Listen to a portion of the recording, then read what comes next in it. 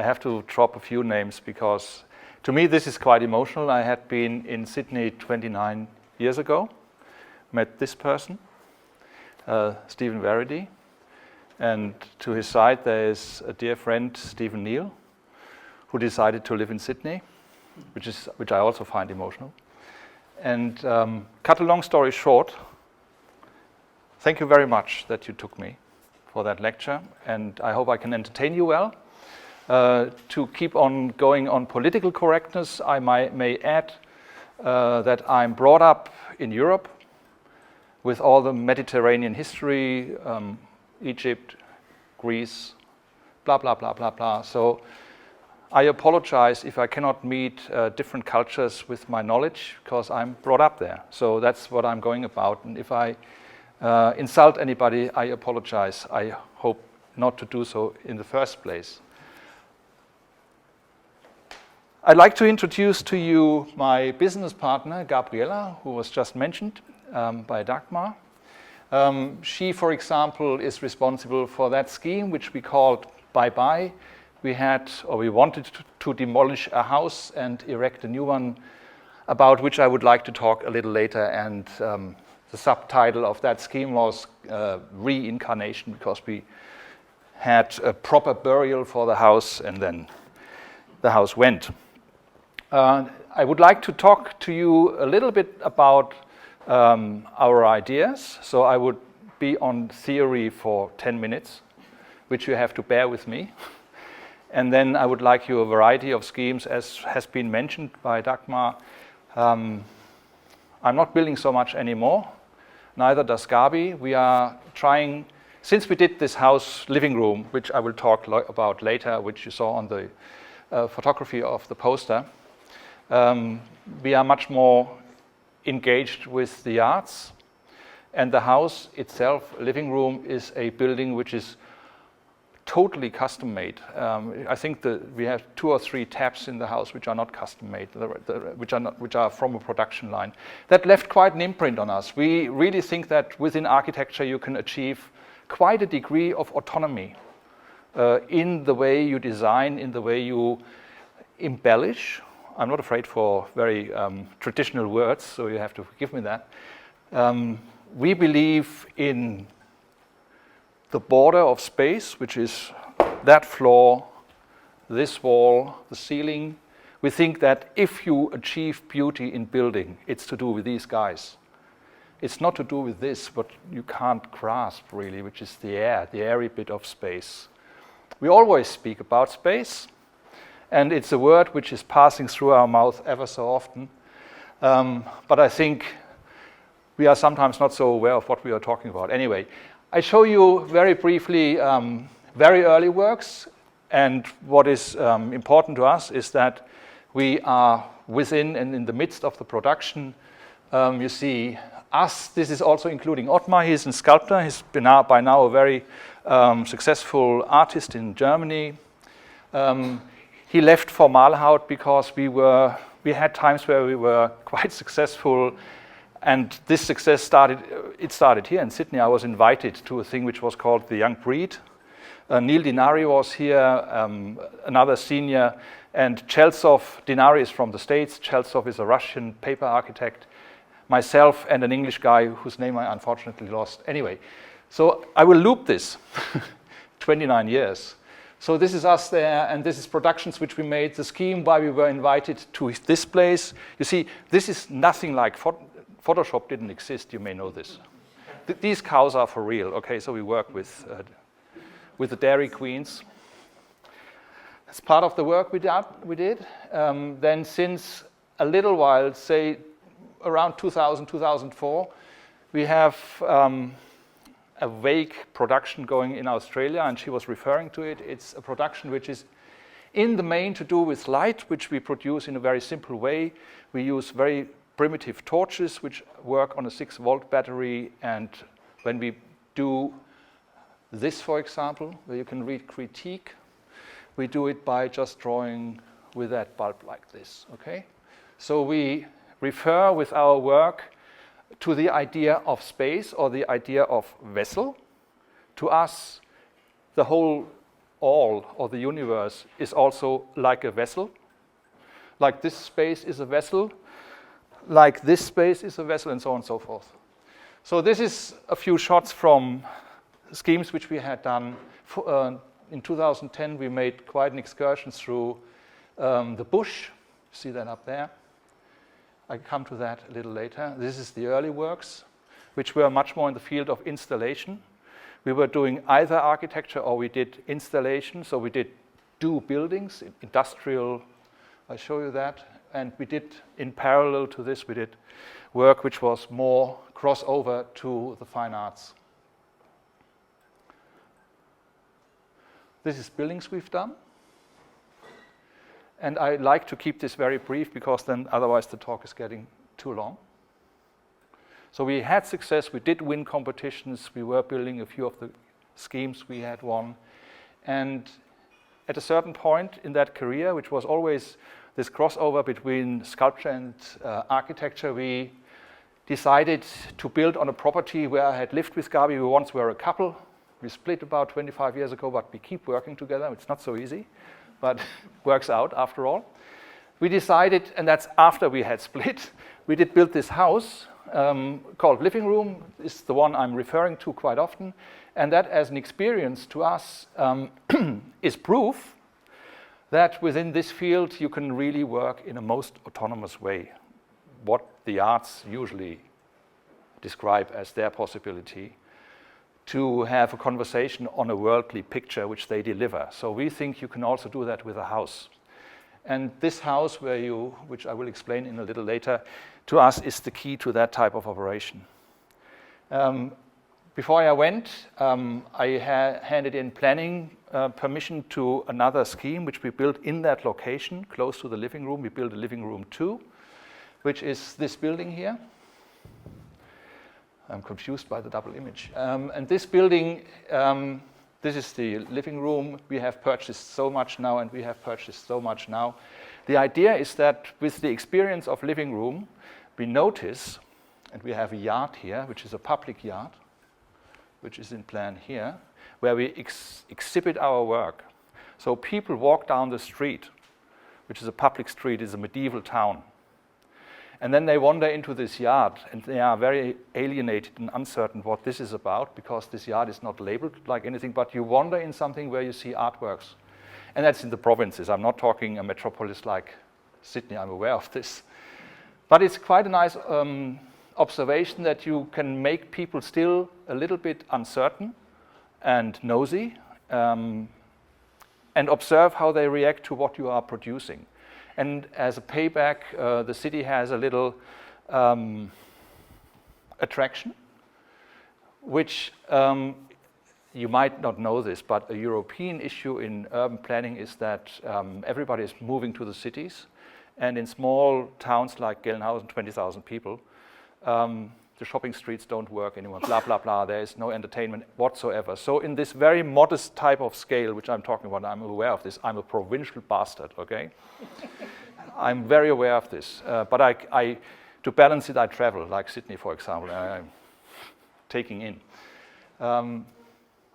We would like to extend on this. So this building has no program whatsoever. It's just a large hall in which we would like to show the work which we currently produce and then invite friends and show their work. This is a non-profit thing, and it will be a thing which costs us a lot of money, but we are, I don't know, mad enough, or we do it. We go for that. We work, for example, to give you this elevation, which you can read as a porticus, and I'm very afraid to be postmodern.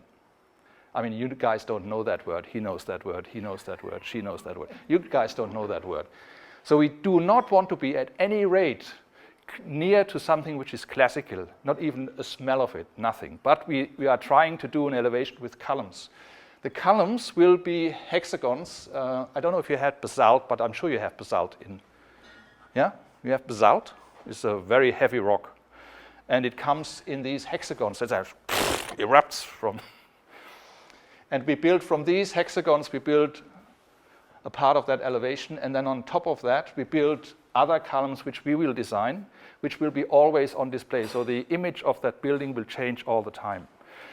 And the roof is like a porch, if you like, which is open, is airy, and in there we will have more of these columns. And this whole thing will be of a parametric design. I dare to use that word, damn word.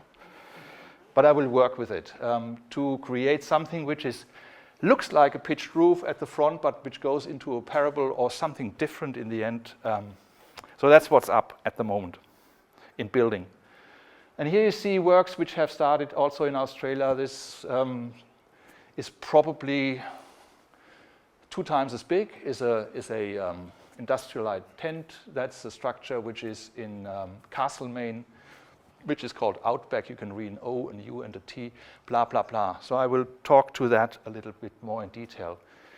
Before I do this, I would like to bother you for a short moment with theory on which we think very simple. We think we have a very simple theory. We base it on the idea that you cannot, if you were human, you cannot do anything different but interiors, because you come from an interior, okay? So do I, which is the womb. So this process, which causes all the neuroticisms which we have and carry, like architecture, is probably the essence of what one is talking about. So I mean, it's nothing new in a way, but I wasn't told that by I had very famous teachers like Peter Cook was not interested in any piece of theories, just thought this is bullshit all the way. So I started reading really late, at 30. But I like to read in the meantime, and I do say something very simple, which is the only art which performs something like an inside or creates, in a positive way, an interior is us, architecture. I'm not saying now that architecture is always art, not every picture is art, but sometimes, and I'm not saying this work is art, but sometimes architecture or sometimes poetry or painting or sculpture turns into art, and it may happen to architecture. So bearing that in mind, that we are related to interiors by origin or by birth, I'm fascinated about these guys. And that's why I like to come here traveling. I didn't know that in the first place, but I'm really fascinated by people who have a much longer history than the Europeans, and they, in the northern parts, but not on the whole, and not in these parts, they do not build, but they have climate, they need shelter, blah, blah, blah. They have a very different idea about location, and as you know, they are talking about the possibility to roam. To them, the path or the journey is the main impact, whereby to us, and we call that culture, I'm not sure about this. I'm talking Europe, okay? I'm not talking about your culture, I'm talking Europe. We think that's culture. So we bend a few trees and then call it columns and a pediment and blah, blah, blah. And this is, I don't know how young you are in the profession, but the elder ones will know this. Logier's primitive hut, great term, the primitive hut does not exist. Because climate, genius loci, anything is different in every different place. So the genius hut is simply an ideal about this kind of mere start of how you probably the first man did somehow cuddle in the grass and lay down and sleep, and that was not a house. So the question is quite at stake, how you turn very simple building or a very simple shelter into something which we call, in Europe, cultivated. So indications of that are here. So the forest delivers something like the column, and so on and so forth. Then we are all of a sudden, and that's probably closer to our times, and I'm just trying to make a metamorphosis of ideas about space, or not a comparison. See that as in parallel. This is from a book. Sloterdijk, he is a very trendy philosopher in Germany. He has that wonderful image in his book where the guy, this little boy, this is inside outside. He, with his lung, produces air and does this bubble. And then he follows the bubble with his eyesight. And he understands that he has himself, his self, and he has produced a bubble which travels away from him. So he knows about time, and he knows about distance, and he knows about location. He knows about his inside and relative to his outside. And I think if there was, I guess we are probably somewhere here in this, if this is a history, I'm not so sure. They are still in their same history, 60,000 years.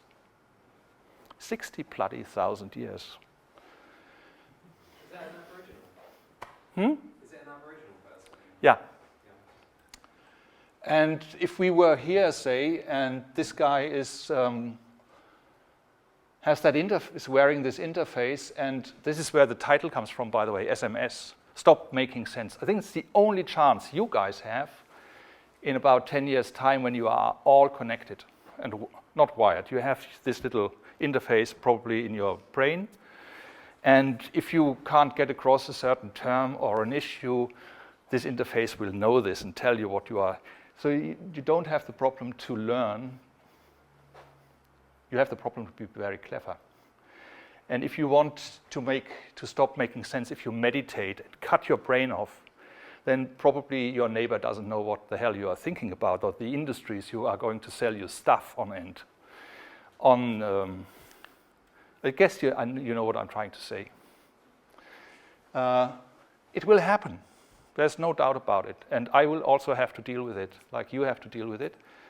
And it is much more, this impact I think is much heavier than any industrialism or book printing in the medieval ages and so on. This will affect us really. So stop making sense is simply this phrase, which is basically from the Talking Heads, which some of you guys may know or recall, the American Talking Heads with David Byrne.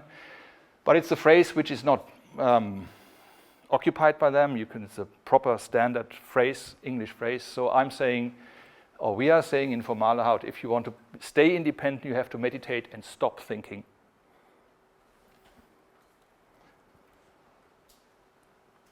Another funny thing,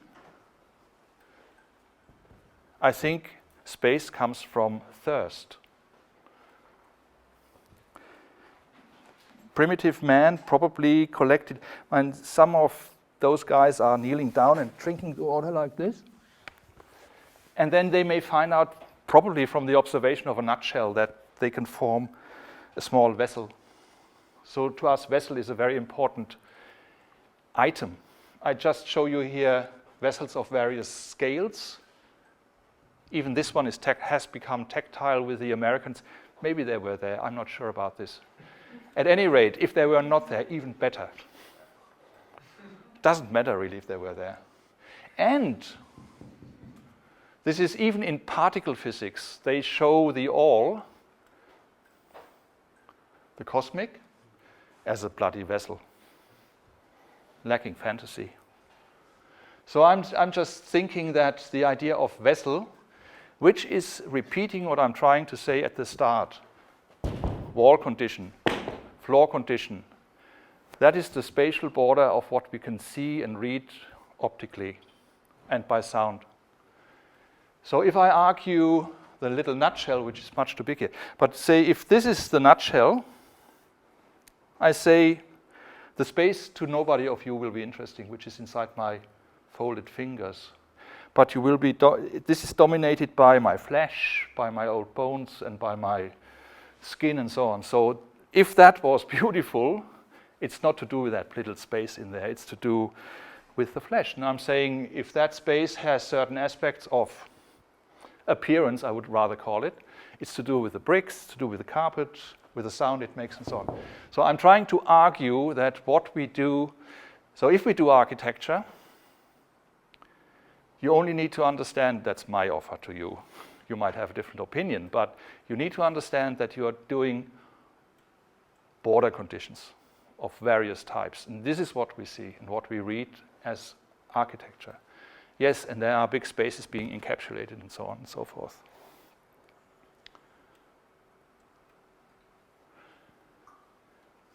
And why should it be beautiful?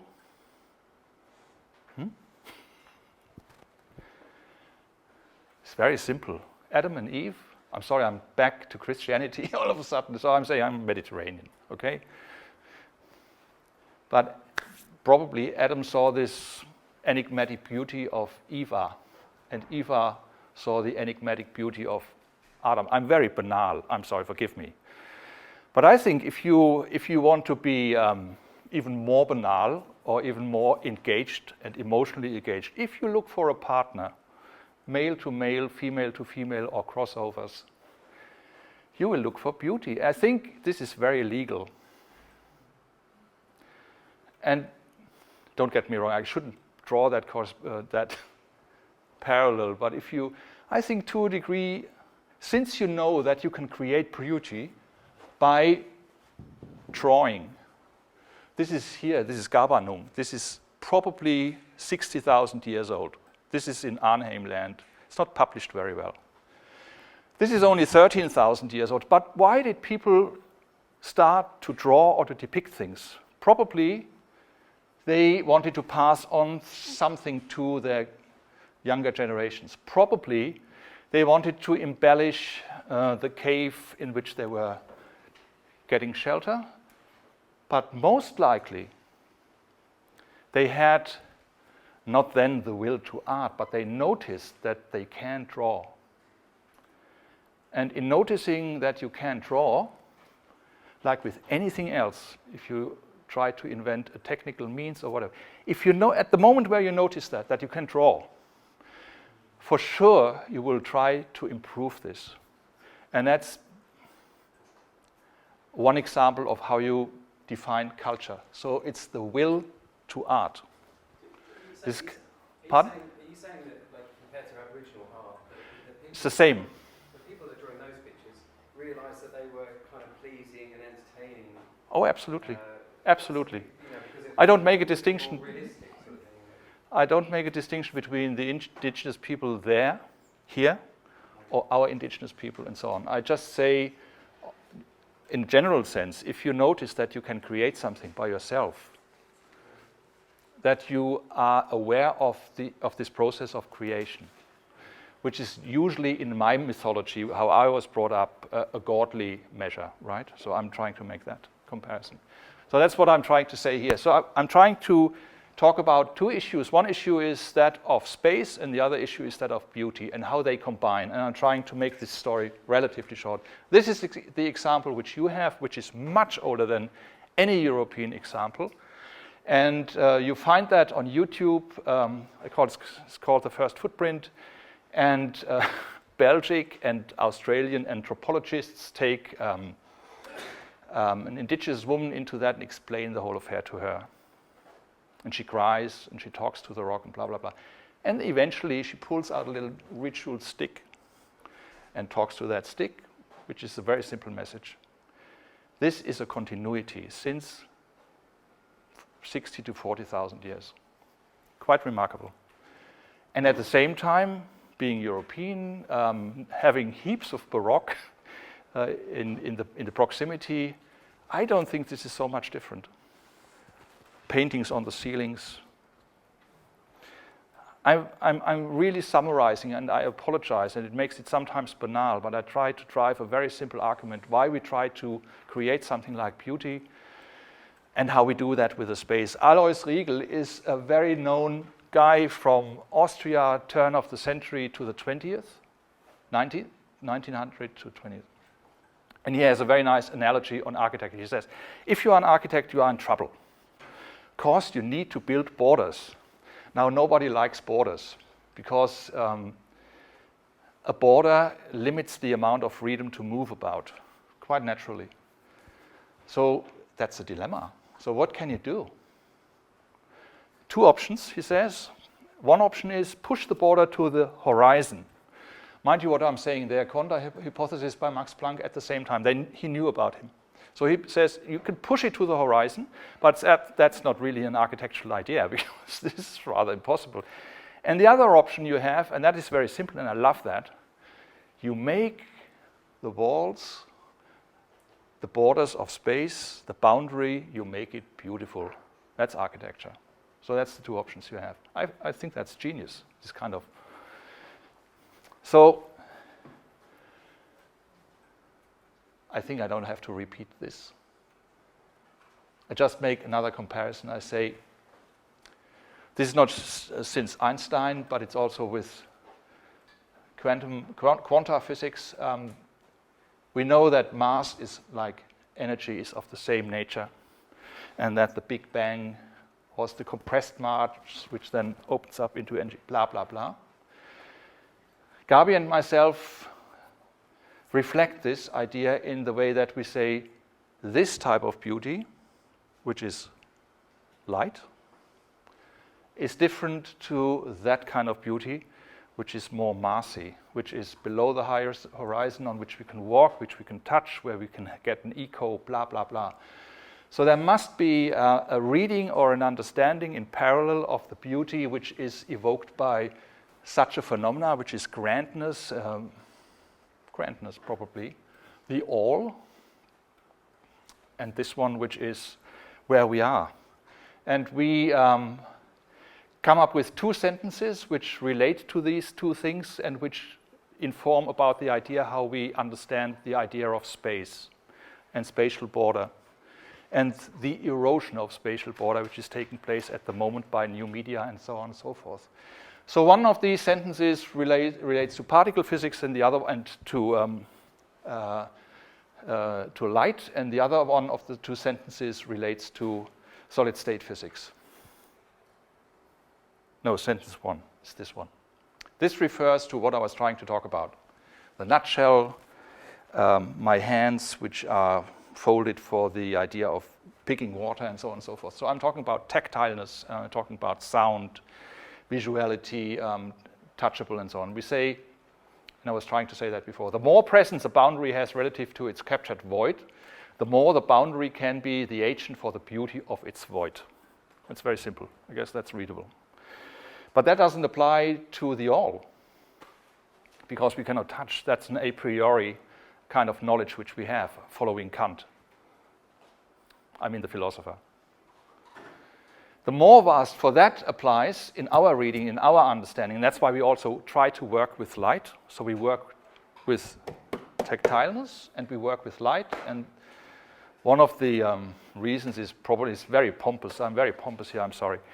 The more vast a space relative to its boundary, the greater will be its agency for the beauty of space. So we say probably here this phenomena which is above us and which I'm trying to photograph these nights here in Australia, it's to do with vastness. So it's a very different affair than if you talk about subtlety, which is to do with the finish of that woodwork, how this technique is built and so on. This is not to compare. So I find this quite interesting that we are living under this cosmic thing. And I wonder in what way this is comparable in our reading and understanding of beauty regarding space. This is what I was trying to announce. And now I would like to show you some of the works we have done in the previous years. This is a scheme which we called, we are called Formalhaut, which means haut is skin. So we are called formal, not foreskin, formal skin, okay? And which also refers to the idea of space and space boundary. Here in an exhibition hall in close to the Field Institute in Hombruch, you were there, right? Was quite honorable for us. It's a top exhibition center.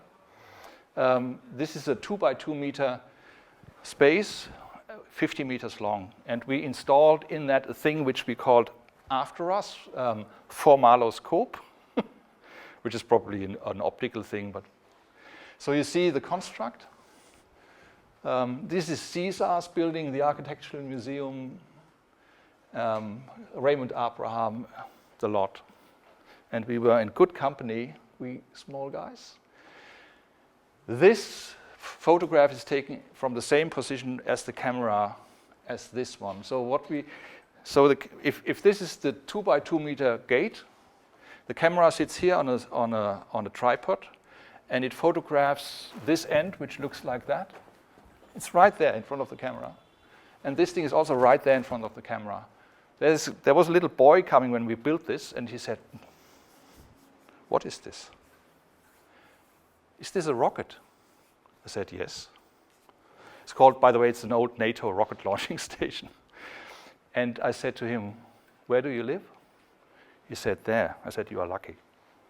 He's pointing the other way. So this is made from plywood. This scheme, which is in a Gothic hall cathedral in Lübeck, is large. And the other one was plywood, 3 mil. This is large, which is a two-layered large, which is 80 millimeters wide and I think 18 millimeters thick. And this is approximately 12 meters, the height the same, and they look like this. It's like a still life. We always build vessels. So you may discriminate that it's simply a question of scale how these things relate. So we built vessels in card very cheaply because we wasted our money on the living room. And then we draw them. This is by me, quite academic. Gabi is much better on that. I'll show you later.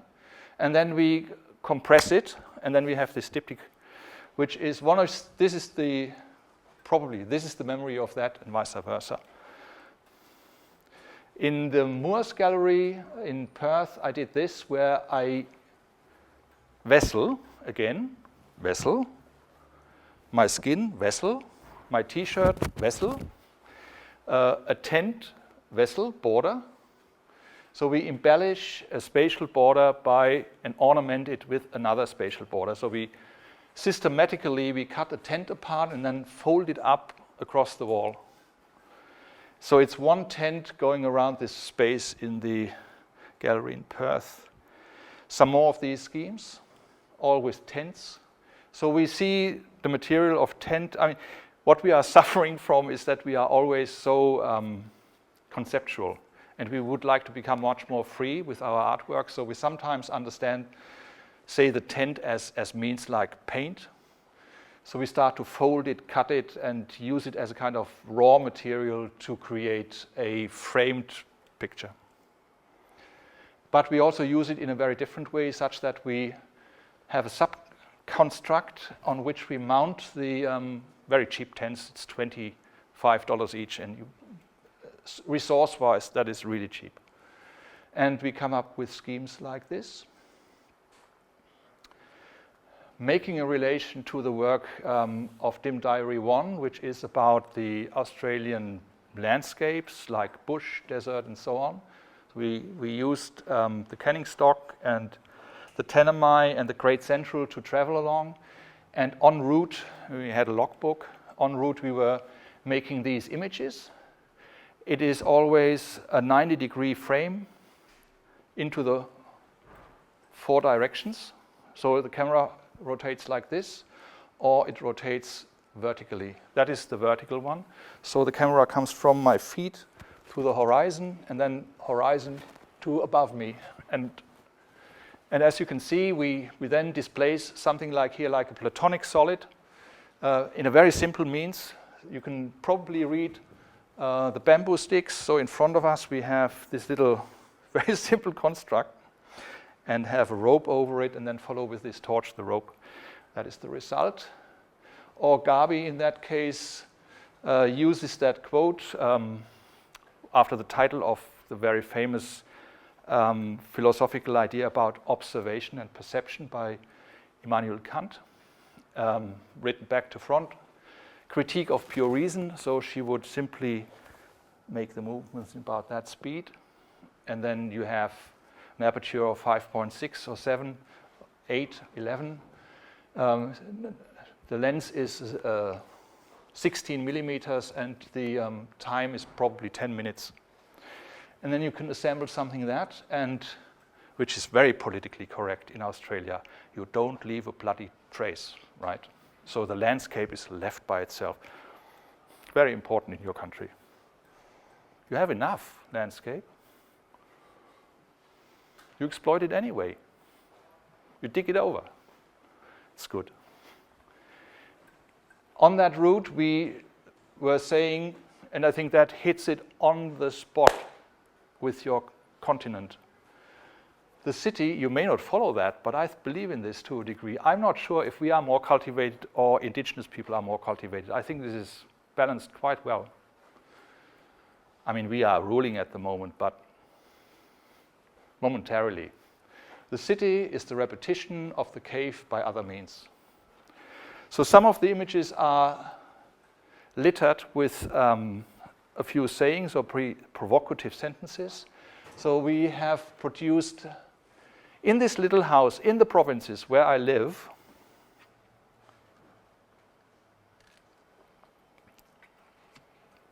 I need to reach out because I'm living in the provinces. It's not so easy. It's also nice. But it has the downside as it has the upside, like the city has the upside and the downside. So with these books, which are this format, they only exist as a one-off in this house, in the living room. So they make a spatial expansion to down under. And they are only done at night. So I do only this at nighttime with Gabi. This talks about light and day and black and night. It talks about black and white and so on. So it has a little metaphorical overtone or undertone. So this is being produced and it's waiting and sitting there. We are currently working on Dim Diary 2, which is about, so the first one is more related to the indigenous history of your continent. The second one is more related to the current history, which is how you deal with the resources, how you do your suburbia, what kind of infrastructures you've got, and so on. And number 3, which is the most difficult one, will feature rock painting and indigenous art in parallel to yellow and white art, say modern art. So, and then these 3, I think you call that atlas format or foliant, I don't know. They unfold into 4 pages. They show always panoramas of landscape, of infrastructure, and there's a text with it, which is completely confusing because this text about the landscape and the indigenous people talks about particle physics and what we think we understand by particle physics. Nothing. It's for real, particle physics, and lasers and other technical means are driven by it, but the whole knowledge about particle physics is absolutely controversial and unthinkable, and everybody admits to it, of those guys who perform it. So I thought it's a good idea, and Gabi thought it's a good idea to have this misreading of our culture, but our state-of-the-art technique and science in parallel to something where you look into a landscape where people have not built. And their means are of a very simple nature and so on and so forth. I'm not saying they are simple, don't get me wrong. I don't think that. And early beginnings of what we are trying to shoot in this book is, this is for example in Alkimos, which is in Perth. It's a ready roundabout, but the houses haven't been up yet. So it's in the middle of nowhere where they cleared the ground and have built all the infrastructures like this roundabout. Houses are to come, you can see them growing in the neighborhood. Then we do infrastructures like schools, schoolyards. And in this one we say, you can read the as, not with them. As we play we say. So we do city, we do school, education. This is a little bit ruder. This is by T. Albers, it's an indigenous artist. He says, and I think that's pretty rough. I like it. Pay attention, motherfuckers. Sitting there as a kind of, what is the word? When you write on the wall in the city, it's maybe you can read it. It's on this graffiti, thank you. So it's written on that building. It probably has been us. Or we say, again, we use this image, which is also to do with infrastructure in the Perth harbour, relatively small harbour. We use that street scene and relabel this container. Okay, finally, the building in Gelnhausen, which sits there. So you see, it's a medieval structure with a Roman Gothic cathedral, the whole lot. Timber houses, cute, very well kept, blah, blah, blah. Here, this is the yard I was talking about. There's a guest room, which Stephen knows, and then we have bought this house and the next one. It costs nothing because the structures are rotten and so on. It's not so cheap to tear it down. This building is listed, and we have managed to argue that we can take it down and replace it by what I did show you.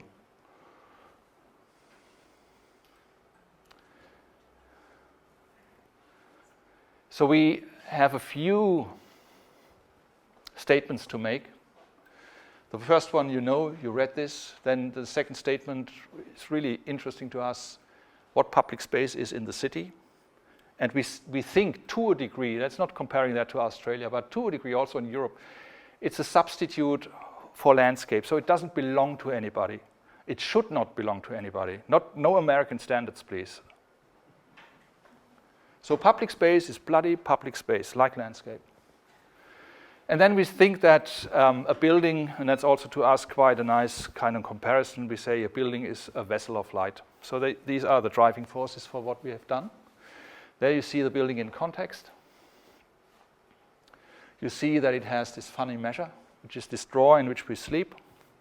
So we can go out into the night, and that's when we mostly use it. We sleep under the open sky. There you see detail.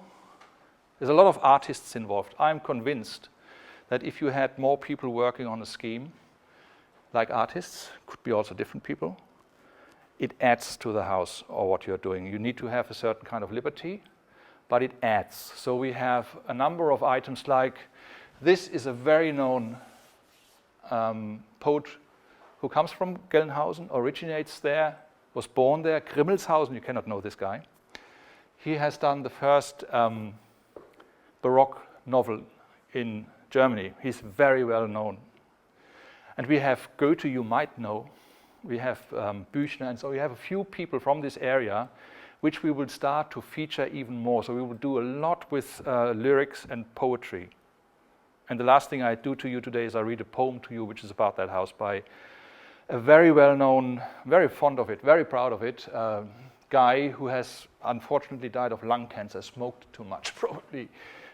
So you see embellishment of all sorts. This is the gutter, by the way, so the water goes through the poem he has written is called, what's the time? I have to rush a bit.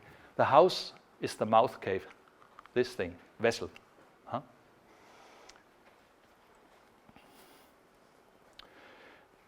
Inside the house, as you may have seen at the start, we are living on a rock. You see it there? This is this kind of drawer compartment, the box in which this thing slides. So the house is like a barn, a total thing. And then there is this pattern across it, which you see here, which is these windows. And with the windows, we would like to achieve a simple thing. A simple means is we would like to merge, also to weaken the boundary condition of the house. So we think that the house probably, I mean, at nighttime when we sit in there, we are like in a fish, how do you call it, fish tank? So everybody can see us, but we can go upstairs and then we are private. What we would like to have a certain osmosis between public to private and private to public. So that's why we have this pattern of windows on it. That's the idea of that elevation, very important to us. And there's another thing, inside the house, there is a paradox. So on this level where I have written earth, it's probably too bright, but you could probably, there's a rock. So you go in a little village, you go into a house and you enter a landscape. The next scheme is that of journey, which is expressed to a degree by this very bold measure of the drawer, but also has other measures like a trompe-l'œil, which is sitting here together with a bathtub, which is then to us like the boat for our journey of life. And at the top floor, which is on the box, you have a good relation to the skies. That's the sculptor. He knows where you can buy such a rock in Germany. You cannot buy just any quarry such a rock. So our table sits on that rock, and we sit at this table. See, it sits like that in the house. So Iris sits here, it's my wife, and I sit there.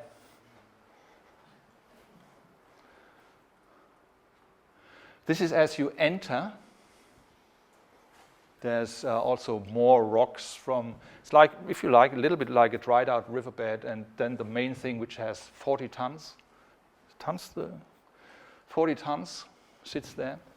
And there you see the yard I was talking about. So this kind of idea that you have the paradox of an outside in the inside, we would like to flip, and it's only successful and it's not so powerfully performed like here, not like with a hammer like here, is that you enter this yard and then you see some of the canvas works there and the tent works and so on. So that is like a living room in the outdoors, which is probably very familiar to you guys in that climate. There are some features in the house. As I was saying, there's one of the taps which is for custom made, but the pot is made by a sculptor. This is a bronze cactus which carries the table. These are hexagons, basalt hexagons. So when we make this facade of them, hasn't been done yet. Only Gaudi used it once in a chapel in Barcelona, or close to Barcelona. He used 4 basalt columns. I think it's very obvious to use them. So when you put them on top of each other, what you do is you simply push them through a circular saw. Then you have a very plain surface. Then you have a bolt in it, and put the next one on it. So from these ones we will build the elevation. So, and there's more detail. The journey is, this is the bathtub I talk about. This is a chalk which comes from the neighborhood. This is a relief which is made by the sculptor, which shows 2 females or 2 humans bathing. In front of it is the bathtub. And on, this is like the whole space is structured. There obviously see the bed, and you can look over the balustrade to the neighborhood, which is nice gardens. Oops. This is from the Finnegan's Wake, a quote from Joyce. Finnegan's Wake, the book about the night. It's not misspelled. We have written this in the Tennemai Desert into the 4 images, which are the panorama. It is saying they lived. It's not misspelled. Joyce uses a number of languages. And laughed, and loved, and left. And this is the top room. This is the idea of the vessel as a light vessel. This is our table with the bronze getting through it. This is drawings which are by Gabi about those vessels which we built. I think she draws quite well. And eventually this house will fill up with artifacts which we have produced. So I'm getting more pompous now. I have built, I have taught, and I'm trying to make artwork with Gabi, and we are trying to get much more independent. So what I'm doing here currently is not financed by anybody. I pay that myself. What I'm trying to say is with that type of typology which we are going to build, which is even more radical, I think, than the living room house in which we live, the yard gives us the possibility to show our work not as architecture, but also as painting or whatever you call it, or sculpture, in a yard which we can call semi-public. And we can just do it. Think that. And it's a lot. It's very pompous. So I'm trying to become freer. It's not as easy as it sounds. There is hard times, there's little money, blah, blah, blah. But it gives a lot of satisfaction to what we are trying to do. And in the end, I would like to read this poem to you. This is the well, by the way, from the building which was sitting there. We just tore that building down, another listed one, and had this yard. And then every building in Gelnhausen has a well. This well is still there. There's a very remote, emotional, romantic quote in it, and the water comes through the words and then goes back over the edge of this and falls back through the Platonic solids into the water table. These are the sculptors which are involved. We have noise, so we record noise from the road. There's the little mic by the speaker, that's inside, and there's the little mic under the E. So it records the sound of the street and it takes it into the inside. And when a truck goes by, for example, it makes that noise by the computer program. We have light. I don't need to go through that. Finally, and I'd like to read this to you, there's this poem which I think is the most powerful artwork at the moment, which we have, by Thomas Klink. The house is the mouth cave. The house is the text of its inhabitants.